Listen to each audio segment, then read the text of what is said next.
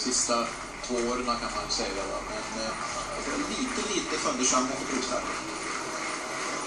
Vi ser vart Öystein Tjomsland har titelförsvaren utav elitkampen den här eftermiddagen. Sansen 1609 meter, startbilen släpper iväg hästarna där. Nummer 10 Teknodin tappar mark inledningsvis, är mitt i fältet ungefär.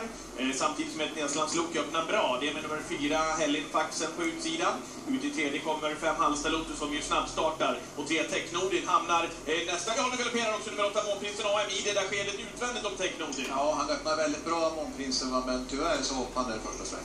Och Teknodin, favoriten i loppet med som 4 i andra spår. Ja, det blir till och med 50 ytter för Teknodin. Ja, men han kan greja det här i alla fall. Han är ju oerhört både snabb och stark.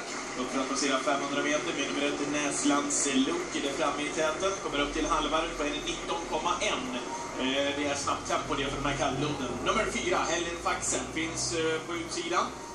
På gång nu via tredje, nummer 2 Camry, finländaren som har med sig då nummer 6 Teknojärken. Och där bakom finns favoriten nummer 3 Teknodin. Samtidigt som Ulf Olsson valde att sitta kvar i andra ytter med 5 Halsta Lotus. Ja, men det förstår jag, för att han är inte lika modig som han var i yngre dagar för några år sedan heller. Så att han köper upp chans lite grann. Han får en fin löpning här, kanske löser sig i alla fall. Vad säger om storfavoritens position? Bra bit ner i tredje spåret Teknodin. Ja, det är klart att han är bra, men det är många som är bra i loppet och nu har han bit fram och många hästar framför sig och runda också i svängen. 1:20,8 tidsnotering för 1000 meter. 4 Hellin Faxen uppvaktar på utsidan, 2 Camry i tredje.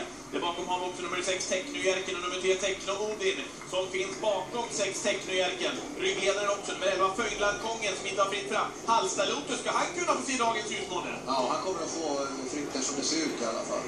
5 Halsta Lotus, så blir det den här situationen där bakom när Teknodin tappar aktionen när 6 Teknojärken galopperade.